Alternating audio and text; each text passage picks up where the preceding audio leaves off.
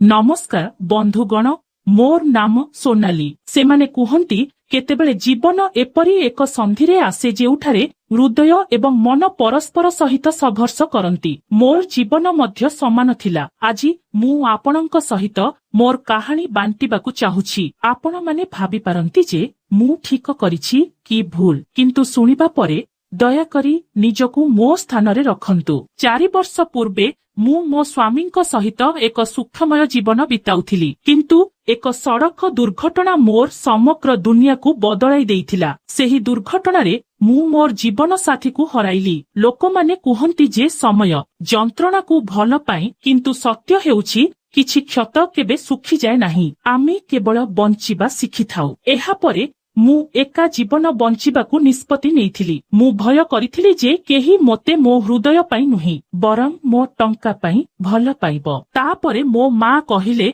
सोनाली एका रहिबा सहज नुहे, लोक माने कथा हेबे। सेमाने मो सांत्वना पाई जणे गृहरक्षींकू पठाइले। तांको नाम थिला राहुल। से तांको पाठपढ़ा पाई मो जन्मस्थान सूर्यनगर आसीथिले। जेतेबेले आमे प्रथम थर भेटिथिलु से मोते नतमस्तक होई अभिवादन कले एवं कहिले, दीदी जदि तुमर कौनसी समस्या अछि दयाकरी मते जणाओ। तांकर सरलता मो हृदय को छुईला, किंतु मु निजकू सतर्क रहिबाकू कहिली। दिन बीतीगला। राहुल छोट छोट घर कामरे साहाय्य करुथिले, बजाररू जिनिस पत्र आनिथिले एवं मो मां को पचारिथिले जे से किपरि अछंती। से मोते देखिबा मात्रे मोते हसुथिबार तांकर अभ्यास थिला एवं मु सेही हसरे हजी जाउथिली। केतेक समयरे आमे संध्यारे एकाठी बसी टीवी देखुथिलु। मु कहुथिली, तुमे एही एक्शन सिनेमा काहीकि देखुछ, किछि हालुका देखिबा। से हसी कहुथिले, दीदी तुमे सबुबेले प्रेम कहानी पसंद कर। तांकर मजादार कथा गुड़िक मोर हृदय को आंदोलित करुथिला। गोटिए दिन प्रबल वर्षा हेउथिला। विद्युत चालीगला। मु टेरासरे ठिया होइथिली। हठात राहुल सेठारे आसिले। से किछि कहिले नाही। से केवल मो पाखरे ठिया हेले। तांकर नीरवता मते साहस देइथिला। सेही मुहूर्तरे प्रथम थर पाई मु अनुभव कली जे मु एका नुहे। सेठारू सबु किछि बदली गला। आमे एकाठी अधिक समय बिताइबा आरंभ कलु। से प्रत्येक छोट छोट जिनिसर जत्न नेउथिले एवं मु तांको उपस्थिति रे सुरक्षित अनुभव करुथिली। किंतु राहुल नीरव रहिले। से तांको आखिरे बहुत किछि कहुथिले, किंतु तांको कथारे किछि कहउनथिले। गोटिए संध्यारे मु साहस संग्रह करी कहिली, राहुल जीवन बहुत छोट, तुम हृदय रे जाहा अछि कुह। से भयभीत होई कहिले, दीदी तुमे मोर मालिकाणी, मु तुम विषय रे कौन भाबिबी। मु तांको आखि को चाही कहिली, संपर्कर नाम नाही, केवल विश्वास एवं भावना अछि। तांको आखि लुहरे पूर्ण होईगला। आमे सेही रातिरे बहुत समय कथा हेलु। से कहिले, दीदी तुम सहित रहिबा मते निजरतार अनुभव कराए। तुम बिना जीवन अपूर्ण हेबो। एवं प्रथम थर पाई मोर हृदय कहिला, राहुल मु मध्य सेही परी अनुभव करुछि। आमे आम संपर्क को कौनसी नाम देई नथिलु। आमे एहाकू केवल एक सत्य अनुभव भाबरे बंचिथिलु, किंतु जीवन सहज नुहे। जेतेबेले सबु किछि ठीक लागुथिला, मु जानिली जे मु गंभीर असुस्थ। डाक्टर मते कहिथिले जे मोर कर्कट रोग होईछि। सेही रिपोर्ट मोर दुनिया को हलाई देइथिला। मु राहुलंक ठारू एहा लुचाई रखिथिली, किंतु से मो आखिरे लुह देखि बुझी पारिले। से केवल कहिले, सोनाली जाहा हेउना काहीकि मु तुमको केबे एका छाड़िबी नाही। बंधुगण आजि मध्य मु भाबुछि जे मोर निष्पत्ति ठीक थिला कि समाज आखिरे मु कोन भूल करिथिली। हुए तो हां, किंतु मो हृदय रे नुहे। कारण एहा प्रथम थर थिला जेतेबेले मु काहाकू हृदय सहित अनुभव करिथिली। मो असुस्थतार खबर पाइबा परे मु मो भितरे एक अद्भुत शांति अनुभव करिथिली। एहा एपरि थिला जेपरि मु समय मध्यरे निजको प्रस्तुत करिबाकू चाहुथिली। मु मोर चिकित्सा प्रक्रिया आरंभ करिदेली, किंतु मु काहाकू अधिक किछि कहिबाकू चाहु नथिली। राहुल प्रतिदिन मोते पचारुथिले, सोनाली दीदी तुमे ठीक अछ कि? मु हसी हसी कहुथिली, हां निश्चित,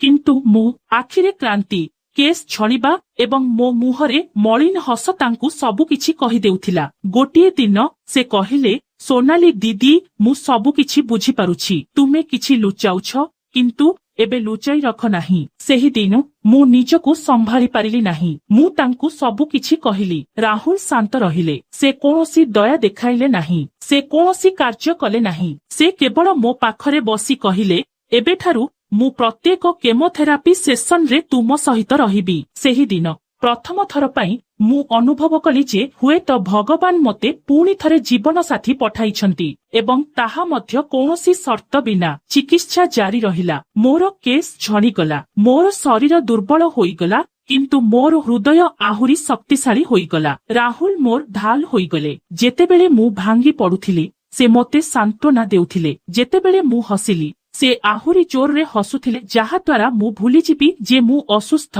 से मोते एक डायरी किणी देइथिले। से कहिथिले, सोनाली दीदी, तुमर रोगरु निजकु विच्युत करिबा पई प्रतिदिन किछि सकारात्मक लेख। प्रथम थर पई मु लेखिली, मु असुस्थ होइपारे किंतु मु परास्त नुहे। धीरे धीरे मोर शरीर प्रतिक्रिया करिबाकु लागिला। मोर स्वास्थ्य रे उन्नति हेबा आरंभ हेला एवं गोटिए दिन डाक्टर कहिले, परिणाम सकारात्मक, तुमे सुस्थ हेबा रास्तारे अछ। सेही दिन मु राहुलंकु देखिली। तांको आखिरे लुह आसीगला। मु कहिली, मोते आउ दीदी बोली डाकिबो नाही। से हसी पचारिले, मु तुमको कोन डाकिबी? मु उत्तर देली, केवल सोनाली, तुमर निकटतर जणे परी। किछि मास परे मोर स्वास्थ्य बहुत भल होईगला। मु मोर पुरुणा जीवन को फेरी जाउथिली, किंतु गोटिए पार्थक्य थिला, मु एका नथिली। राहुल आउ केवल जणे भड़ाटिया नथिले, बरं मो जीवनर एक अस जाहाकु मु हराइबाकु चाहु नथिली। गोटिए संध्यारे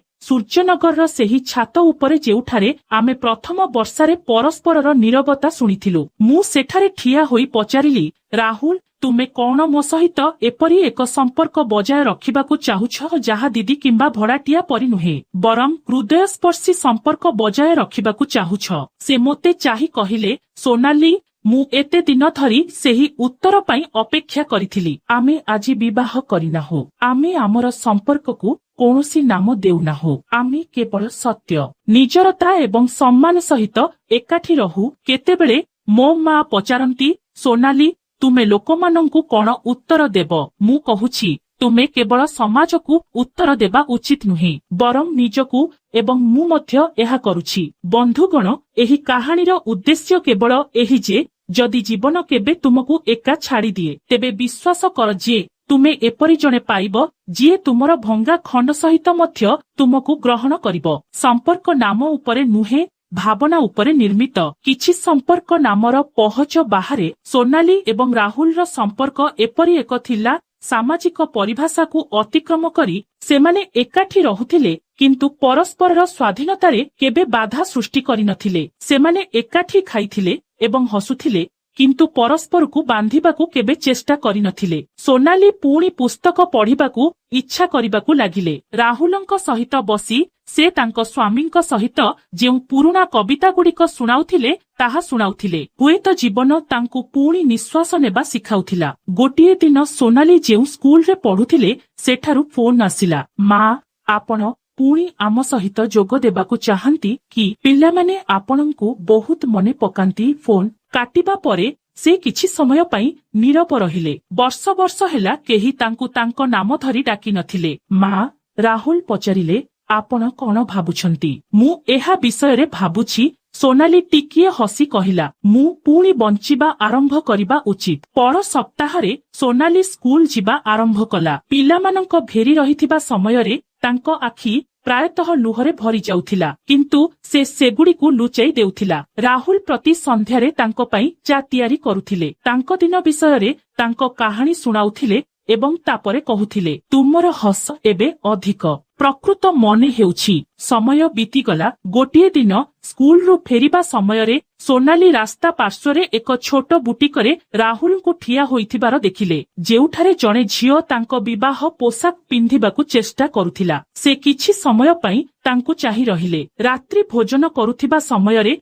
से हठात पचारिले, जदि मु तुमकू विवाह करिबाकू चाहे तेबे करिब। राहुल टिके आश्चर्य होइगले, किंतु तापरे हसिले। मु तुम सहित थिबा परठारु एही संपर्क मो पाई विवाह परी होई आसीछि। केवल पार्थक्य हेउछि एबे तुमे पचारुछ। किछि सप्ताह परे छात उपरे एक अति सरल उत्सवरे तांको माँ ଏବଂ କିଛି ନିକଟତର ବନ୍ଧୁଙ୍କ ଦ୍ୱାରା ତିଆରି ହଳଦୀ ଖିଚଡି ସହିତ ସେମାନେ ସେମାନଙ୍କର ସମ୍ପର୍କକୁ ସ୍ଥିର କଲେ। କୌଣସି ମହାନ ଉତ୍ସବ ନଥିଲା, କୌଣସି ଧୁମଧାମ ନଥିଲା। କେବଳ 2 ଜଣ ଲୋକ ଯେଉଁମାନେ ପୂର୍ବରୁ ଗୋଟିଏ ଥିଲେ, ଏବେ ସମାଜର ଦୃଷ୍ଟିରେ ମଧ୍ୟ ସେମାନେ ଏକ ହୋଇଗଲେ। ବିବାହ ପରେ କିଛି ପରିବର୍ତ୍ତନ ହୋଇନଥିଲା। ସୋନାଲି ସ୍କୁଲ ଯିବା ଜାରି ରଖିଲା। ରାହୁଲ ଏକ ଅନଲାଇନ କୋର୍ସ ସମାପ୍ତ କଲେ ଏବଂ ନିଜର ଏକ ଛୋଟ ଡିଜାଇନ ଷ୍ଟୁଡିଓ ଆରମ୍ଭ କଲେ। ସେମାନଙ୍କ ଜୀବନ ପୂର୍ବ ଅପେକ୍ଷା ଆହୁରି ସରଳ ହୋଇଗଲା, କିନ୍ତୁ ଏବେ ପ୍ରତ୍ୟେକ ମୁହୂର୍ତ୍ତର ଏକ ଗଭୀରତା ଥିଲା।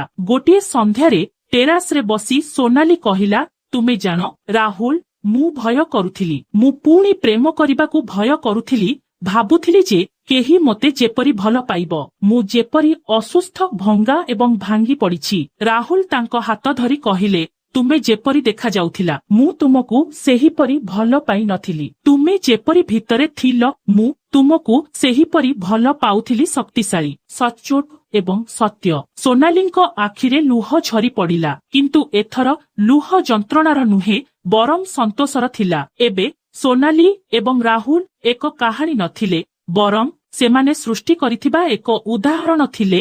ଦେଖାଇବା ପାଇଁ ନୁହେଁ, ବରଂ ସେମାନଙ୍କର ପ୍ରକୃତ ଜୀବନ ଯାପନ ପାଇଁ। ବିବାହର କିଛି ମାସ ଶାନ୍ତି ଏବଂ ଆରାମରେ ବିତିଗଲା। ସୋନାଲି ଏବଂ ରାହୁଲ ପରସ୍ପରକୁ ବୁଝିପାରିଲେ, ପରସ୍ପରର ଅଭ୍ୟାସ ସହିତ ଖାପ ଖୁଆଇଲେ। ଗୋଟିଏ ସନ୍ଧ୍ୟାରେ ଯେତେବେଳେ ସୋନାଲି ସ୍କୁଲରୁ ଫେରିଲେ, ତାଙ୍କ ହାତରେ ଏକ ଚିଠି ଥିଲା। ସେ କହିଲେ ଯେ ଆଜି ସ୍କୁଲରେ ଏକ ସ୍ୱତନ୍ତ୍ର ମାମଲା ଆସିଛି। ଜଣେ 7 ବର୍ଷର ଅନାଥ ଝିଅ ଯାହାର କେହି ନାହାନ୍ତି। ସ୍କୁଲ ତାକୁ କେବଳ 3 ମାସ ପାଇଁ ରଖିପାରିବ। ରାହୁଲ ନୀରବରେ ତାଙ୍କ ଆଖିକୁ ଚାହିଁ ପଚାରିଲେ, ମୁଁ ଯାହା ଭାବୁଛି ତୁମେ କଣ ଭାବୁଛ? ସୋନାଲି ଧୀରେ ଧୀରେ ମୁଣ୍ଡ ହଲାଇଲେ। କିଛି ଦିନ ମଧ୍ୟରେ ଝିଅଟି ସେମାନଙ୍କ ଘରକୁ ଆସିଲା। ତାଙ୍କ ନାମ ଥିଲା ପଙ୍ଖୁରୀ। ସେ ସମ୍ପୂର୍ଣ୍ଣ ନୀରବ ଏବଂ ଭୟଭୀତ ହୋଇଗଲେ, କିନ୍ତୁ ଯେତେବେଳେ ସେ ପ୍ରଥମ ଥର ପାଇଁ ସୋନାଲିଙ୍କୁ ମା ବୋଲି ଡାକିଲେ, ସୋନାଲିଙ୍କ ହୃଦୟ ପୁଣି ଧଡ଼ ଧଡ଼ କରିବାକୁ ଲାଗିଲା। ପ୍ରାରମ୍ଭରେ ସେ ରାହୁଲଙ୍କ ପାଇଁ ଟିକେ ଅପରିଚିତ ଥିଲେ, କିନ୍ତୁ ଧୀରେ ଧୀରେ ପଙ୍ଖୁରୀ ତାଙ୍କ ଆଙ୍ଗୁଠି ଧରି ଚାଲିବା ଆରମ୍ଭ କଲେ ଏବଂ ତାପରେ ଗୋଟିଏ ଦିନ ଏକ ସ୍କୁଲ ପ୍ରୋଜେକ୍ଟରେ ସେ ଲେଖିଲେ, ମୋ ବାପା ସର୍ବୋତ୍ତମ। ସେ ମୋତେ କେବେ ଗାଳି ଦିଅନ୍ତି ନାହିଁ, ସେ କେବଳ ନୀରବରେ ବୁଝାନ୍ତି। ସୋନାଲି ସେହି ଧାଡିଗୁଡ଼ିକ ପଢି ରାହୁଲଙ୍କୁ ଚାହିଁଲେ। ସେ ହସି କହିଲେ, ତୁମେ ମୋତେ ଜୀବନ ଦେଇଛ ଏବଂ ଏହି ଝିଅ ଆମକୁ ବଞ୍ଚିବାର କାରଣ ଦେଇଛି। ସମୟ ବିତିଗଲା। ସୋନାଲିଙ୍କ ଚିକିତ୍ସା ପରେ ତାଙ୍କ ଶରୀର ପୂର୍ବ ପରି ଦୃଢ଼ ନଥିଲା, କିନ୍ତୁ ତାଙ୍କ ମନ ଶାନ୍ତ ଏବଂ ଗଭୀର ହୋଇଯାଇଥିଲା। ରାହୁଲର ଛୋଟ ଡିଜାଇନ ଷ୍ଟୁଡିଓ ଧୀରେ ଧୀରେ କାମ କରିବା ଆରମ୍ଭ କରିଥିଲା। ଦିନେ ପଙ୍ଖୁରୀ ସ୍କୁଲରୁ ଦୌଡ଼ି ଆସି କହିଲା, ମା, ବାପା। ଶିକ୍ଷୟିତ୍ରୀ ପଚାରିଲେ, ମୁଁ କଣ କହିବି? ତୁମେମାନେ ମୋର ପ୍ରକୃତ ମା ଏବଂ ବାପା ନୁହଁ। ସୋନାଲି ଭୟଭୀତ ହୋଇଗଲେ, କିନ୍ତୁ ରାହୁଲ ତାଙ୍କ ମୁଣ୍ଡକୁ ଆଲିଙ୍ଗନ କରି କହିଲେ, ସେମାନଙ୍କୁ କୁହ ଯେ ଯେତେବେଳେ ସମଗ୍ର ଦୁନିଆ ତୁମକୁ ପରିତ୍ୟାଗ କରିବ, ସେତେବେଳେ ପ୍ରକୃତ ଲୋକ ହେଉଛି ଯିଏ ତୁମର ହାତ ଧରିବ। ପଙ୍ଖୁରୀ ଉତ୍ତର ଦେଲେ, ମୁଁ ମଧ୍ୟ ସମାନ କଥା ଭାବୁଥିଲି। ସେହିଦିନ ସୋନାଲି ରାହୁଲଙ୍କୁ କହିଲେ, ଆମେ 3 ଜଣ ଏକ ସମ୍ପୂର୍ଣ୍ଣ ଦୁନିଆ। ଆମକୁ ଅନ୍ୟ କାହାର ପରିଭାଷାରେ ଫିଟ୍ ହେବାର ଆବଶ୍ୟକତା ନାହିଁ। ତାପରେ ଏକ ମୋଡ଼ ଆସିଲା। ସୋନାଲିଙ୍କ ସ୍ୱାସ୍ଥ୍ୟ ପୁଣି ଖରାପ ହେବାକୁ ଲାଗିଲା। ତାଙ୍କ ଶରୀର ପୂର୍ବ ପରି ଠିକ ନଥିଲା। ଡାକ୍ତର ତାଙ୍କୁ କହିଲେ ଯେ ରୋଗ ଫେରି ଆସିଛି ଏବଂ ଏଥର ଏହା ଅଧିକ ଗମ୍ଭୀର। ଘରକୁ ଫେରିବା ବାଟରେ ଗାଡି ନୀରବ ଥିଲା। ରାହୁଲ ତାଙ୍କ ହାତ ଧରି କହିଲେ, ଆମେ ପୁଣି ଥରେ ଲଢ଼ିବୁ, ଯେପରି ଆମେ ଗତ ଥର କରିଥିଲୁ। ଫଳାଫଳ କଣ ହେବ ତାହା ଗୁରୁତ୍ୱପୂର୍ଣ୍ଣ ନୁହେଁ। ମୁଁ ପ୍ରତିଦିନ ଏବଂ ପ୍ରତିଦିନ ରାତିରେ ତୁମ ସହିତ ରହିବି। ସୋନାଲି ନୀରବ ରହିଲେ। ସେ କେବଳ ପଛ ସିଟ୍ରେ ବସିଥିବା ପଙ୍ଖୁରୀକୁ ଚାହିଁଲା, ଯାହାର ନିଷ୍ପାପ ନିଦ୍ରା ସେତେବେଳେ ତାଙ୍କର ସବୁଠାରୁ ବଡ଼ ଶକ୍ତି ପାଲଟିଥିଲା। ଚିକିତ୍ସା ଆରମ୍ଭ ହେଲା। ପଙ୍ଖୁରୀ ସ୍କୁଲ ଯିବା ବନ୍ଦ କରିଦେଲେ, କାରଣ ସେ ସବୁବେଳେ ତାଙ୍କ ମାଙ୍କ ପାଖରେ ରହିବାକୁ ଚାହୁଁଥିଲେ। ରାହୁଲ ଷ୍ଟୁଡିଓରୁ ଛୁଟି ନେଇଗଲେ। ଏଥର ଚିକିତ୍ସା ଏତେ ସହଜ ନଥିଲା। ତାଙ୍କ କେଶ ପୂର୍ବରୁ ପଡ଼ିସାରିଥିଲା। ତାଙ୍କ ମୁହଁ ମଧ୍ୟ ଶୁଖିବାକୁ ଲାଗିଥିଲା, କିନ୍ତୁ ତାଙ୍କ ଆଖି ଏବେ ବି ହସୁଥିଲା। ସୋନାଲି କହିଲା, ମୋ ପାଖରେ ସବୁକିଛି ଅଛି। ତୁମେ ଦୁହେଁ, ତୁମର ପ୍ରେମ ଅଛି। ଆସୁଥିବା ପ୍ରତ୍ୟେକ ଦିନ ମୋର। ଏବଂ ଗୋଟିଏ ଦିନ ସୋନାଲି ତାଙ୍କ ବିଛଣାରେ ଶୋଇ କହିଲେ, ରାହୁଲ, ମୁଁ ଏକ ପ୍ରତିଶ୍ରୁତି ଚାହୁଁଛି। ରାହୁଲ ପଚାରିଲେ, କଣ? ଯଦି ମୁଁ ଚାଲିଯାଏ, ତେବେ ପଙ୍ଖୁଡ଼ିକୁ କେବେ ଏକା ଛାଡ଼ ନାହିଁ। ତାକୁ ତୁମେ ମୋତେ ଯେଉଁ ପ୍ରେମ ଦେଇଥିଲ ତାହା ଦିଅ। ସେ ଅଟକିଗଲେ। ଜୀବନକୁ ଆଉ କେବେ ଭୟ କର ନାହିଁ, କାରଣ ଜୀବନ ସବୁବେଳେ ଆଉ ଏକ ସୁଯୋଗ ଦିଏ। ରାହୁଲ କିଛି କହିଲେ ନାହିଁ। ସେ କେବଳ ତାଙ୍କ ହାତ ଧରି ସେଠାରେ ବସି ରହିଲେ। କିଛି ସପ୍ତାହ ପରେ ଏକ ବହୁତ ଶାନ୍ତ ସକାଳେ ସୋନାଲି ସବୁଦିନ ପାଇଁ ଆଖି ବନ୍ଦ କରିଦେଲେ। କୌଣସି ଯନ୍ତ୍ରଣା ନାହିଁ, କୌଣସି ଶବ୍ଦ ନାହିଁ, କେବଳ ଏକ ନୀରବ ହସ, ଯେପରି ସେ ଜୀବନକୁ ଜିତି ନେଇଛି। ଆଜି ପଙ୍ଖୁଡ଼ି 16 ବର୍ଷ ବୟସ୍କା। ପ୍ରତିବର୍ଷ ମାର୍ଚ୍ଚ 18 ତାରିଖରେ ସେ ତାଙ୍କ ମାଙ୍କ ସ୍ମୃତିରେ ସ୍କୁଲରେ ଏକ କବିତା ପାଠ କରନ୍ତି। ସୋନାଲି ଆଲୋକ ହୋଇ ଆସି ସବୁଦିନ ପାଇଁ ଚାଲିଗଲେ। ରାହୁଲ ଏବେ ବି ସମାନ ଘରେ ରୁହନ୍ତି। ସେ ଆଉ ଏକା ନୁହନ୍ତି, କାରଣ ସୋନାଲିଙ୍କ ସ୍ମୃତି ପ୍ରତ୍ୟେକ କୋଣରେ ଅଛି ଏବଂ ପ୍ରତ୍ୟେକ ଦିନ ପଙ୍ଖୁଡ଼ି ତାଙ୍କ ସହିତ ଅଛନ୍ତି। ତାଙ୍କ ପରି ଶକ୍ତିଶାଳୀ, ତାଙ୍କ ପରି ସମ୍ବେଦନଶୀଳ। କିଛି କାହାଣୀ ସମ୍ପୂର୍ଣ୍ଣ ହେଲେ ମଧ୍ୟ ଅପୂର୍ଣ୍ଣ ମନେ ହୁଏ, କିନ୍ତୁ ବାସ୍ତବରେ ସେଗୁଡ଼ିକ ସେହିଠାରେ ଶେଷ ହୁଏ ଯେଉଁଠାରେ ଜୀବନ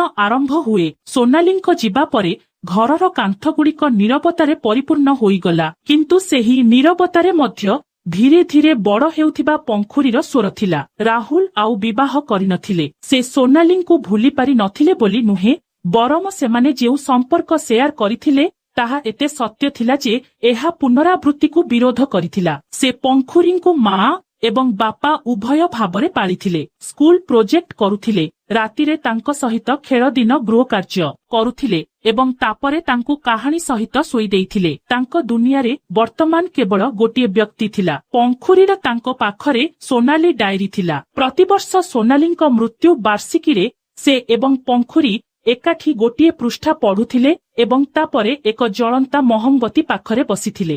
ଗୋଟିଏ ଦିନ ପଙ୍ଖୁରୀ ପଚାରିଲେ, ପାପା, ତୁମେ କଣ ଏବେ ବି ମାଙ୍କୁ ମନେ ରଖୁଛ? ରାହୁଲ ହସି କହିଲେ, ବିଲକୁଲ ନୁହେଁ, କାରଣ ଆମେ କେବଳ ସେମାନଙ୍କୁ ମନେ ରଖୁ ଯେଉଁମାନେ ଚାଲିଯାଆନ୍ତି। ସୋନାଲି, ତୁମର ହସରେ, ତୁମର କଥାବାର୍ତ୍ତାରେ ଏବଂ ମୋର ପ୍ରତ୍ୟେକ ନିଶ୍ୱାସରେ ସମାନ। ଏହା ଶୁଣି ପଙ୍ଖୁରୀଙ୍କ ଆଖି ଲୁହରେ ପୂର୍ଣ୍ଣ ହୋଇଗଲା। ସେ ରାହୁଲଙ୍କୁ କୁଣ୍ଢେଇ ପକାଇ କହିଲେ, ମୁଁ ଠିକ ମାଙ୍କ ପରି ହେବାକୁ ଚାହୁଁଛି, ପ୍ରକୃତରେ ନିର୍ଭୀକ ଏବଂ ପ୍ରେମରେ ପରିପୂର୍ଣ୍ଣ। ରାହୁଲ କହିଲେ, ଏବଂ ତୁମେ ପୂର୍ବରୁ ସେହିପରି ଅଛ। ବର୍ଷ ବର୍ଷ ପରେ ପଙ୍ଖୁରୀ ଜଣେ ଲେଖିକା ହୋଇଯାଇଥିଲେ। ତାଙ୍କର ପ୍ରଥମ ପ୍ରକାଶିତ ପୁସ୍ତକର ନାମ ଥିଲା ସୋନାଲି, ଏକ ଅସମ୍ପୂର୍ଣ୍ଣ କାହାଣୀ। ସମ୍ପୂର୍ଣ୍ଣ ପୁସ୍ତକ ଉନ୍ମୋଚନ ସମୟରେ ମଞ୍ଚ ଉପରେ ଠିଆ ହୋଇ ସେ କହିଲେ, ଏହି ପୁସ୍ତକ ମୋ ମାଙ୍କ କାହାଣୀ, ଯିଏ ମୋତେ ଶିଖାଇଥିଲେ ଯେ ପ୍ରକୃତ ସମ୍ପର୍କ ରକ୍ତରେ ନୁହେଁ, ହୃଦୟରେ ତିଆରି। ଏବଂ ଏହା ମୋ ବାପାଙ୍କ କାହାଣୀ, ଯିଏ ଏକ ଶବ୍ଦ ନ କହି ମୋତେ ବିଶ୍ୱର ସବୁଠାରୁ ଶକ୍ତିଶାଳୀ ବ୍ୟକ୍ତି କରିଥିଲେ। ସମଗ୍ର ହଲ କରତାଳିରେ ଫାଟି ପଡ଼ିଲା। ରାହୁଲ ପଛରେ ଦର୍ଶକଙ୍କ ମଧ୍ୟରେ ବସିଥିଲେ। ତାଙ୍କ ଆଖିରେ ଲୁହ ଝରି ପଡ଼ିଲା, କିନ୍ତୁ ସେଗୁଡ଼ିକ ଦୁଃଖର ଲୁହ ନଥିଲା। ସେଗୁଡ଼ିକ ଜଣେ ପିତାଙ୍କ ସନ୍ତୋଷର ଲୁହ ଥିଲା, ଜଣେ ବ୍ୟକ୍ତି ଯିଏ ଜୀବନ ଗଠନ ପାଇଁ ସବୁକିଛି ଦେଇଥିଲେ। ଏବଂ ସେହି ପୁସ୍ତକର ସେହି କୋଣ ଯେଉଁଠାରେ ସୋନାଲିଙ୍କ ଶେଷ ଧାଡ଼ି ମୁଦ୍ରିତ ହୋଇଥିଲା, ଯଦି ମୋ ଜୀବନ କେବେ ଏକ କାହାଣୀ ହୋଇଯାଏ, ତେବେ ଏହାକୁ ଅପୂର୍ଣ୍ଣ ଭାବିବ ନାହିଁ, କାରଣ ମୁଁ ପ୍ରେମରେ ବଞ୍ଚିବା ଶିଖିଥିଲି ଏବଂ ତାହା ହିଁ ମୋର ଶେଷ ଏବଂ ମୋର ଆରମ୍ଭ ଥିଲା।